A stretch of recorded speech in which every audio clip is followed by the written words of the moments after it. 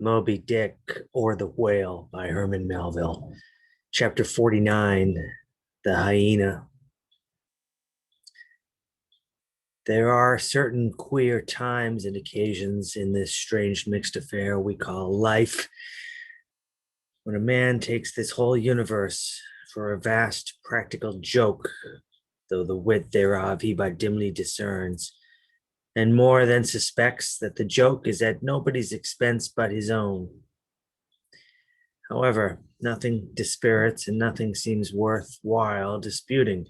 He bolts down all events, all creeds and beliefs and persuasions, all hard things visible and invisible, never mind how knobby, as an ostrich of potent digestion gobbles down bullets and gunflints. And as for small difficulties and worryings, prospects of sudden disaster, peril of life and limb, all these, and death itself, seemed to him only sly, good-natured hits and jolly punches in the side bestowed by the unseen and unaccountable old joker. That odd sort of wayward mood I am speaking of comes over a man only in some time of extreme tribulation. It comes in the very midst of his earnestness, so that what just before might have seemed to him a thing most momentous now seems but a part of the general joke. There is nothing like the perils of whaling to breed this free and easy sort of genial desperado philosophy, and with it I now regarded this whole voyage of the Pequod and the great white whale its object. "Queequeg," said I, when they had dragged me, the last man, to the deck, and I was still shaking myself in my jacket to fling off the water. "Queequeg, my fine friend, does this sort of thing often happen?" Without much emotion, though soaked through just like me, he gave me to understand that such things did often happen. "Mr. Stubb," said I, turning to that worthy who, buttoned up in his oil jacket, was now calmly smoking his pipe in the rain. "Mr. Stubb, I think I have heard you say that of all whalemen you ever met, our chief mate, Mr. Starbuck, is by far the most careful and prudent.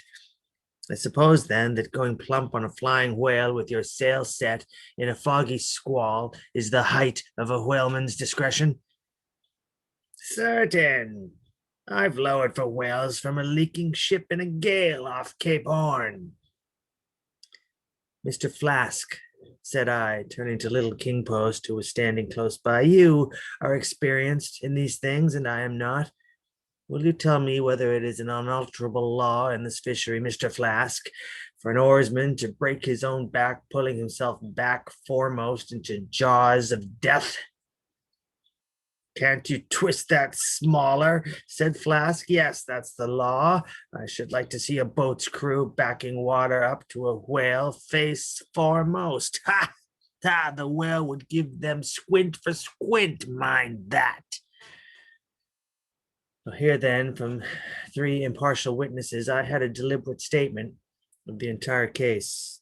Considering, therefore, that squalls and capsizings in the water and consequent bivouacs on the deep were matters of common occurrence in this kind of life, considering that at the superlatively critical instant of going on to the whale, I must resign my life into the hands of him who steered the boat, oftentimes a fellow who at that very moment is in his impetuousness upon the point of scuttling the craft with his own frantic stampings, considering that the particular disaster to our own particular boat was chiefly to be imputed to Starbuck's driving on to his whale almost in the teeth of a squall, and considering that Starbuck, notwithstanding, was famous for his great heedfulness in the fishery, considering that I belonged to this uncommonly prudent Starbuck's boat, and finally considering in what a devil's chase I was implicated touching the white whale, taking all these things together, I say, I thought I might as well go below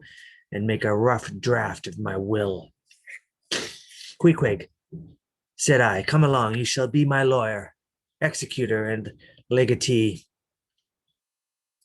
It may seem strange that of all men, sailors should be tinkering at their last wills and testaments, but there are no people in the world more fond of that diversion. This was the fourth time in my nautical life that I had done the same thing. After the ceremony was concluded upon the present occasion, I felt all the easier. A stone was rolled away from my heart. Besides, all the days I should now live would be as good as the days that Lazarus lived after his resurrection, a supplementary clean gain of so many months or weeks as the case might be.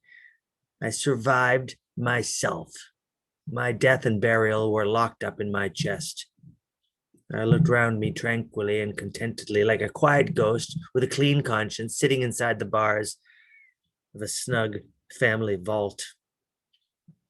Now then, thought I, unconsciously rolling up the sleeves of my frock, here goes for a cool, collected dive at death and destruction, and the devil fetch the hindmost.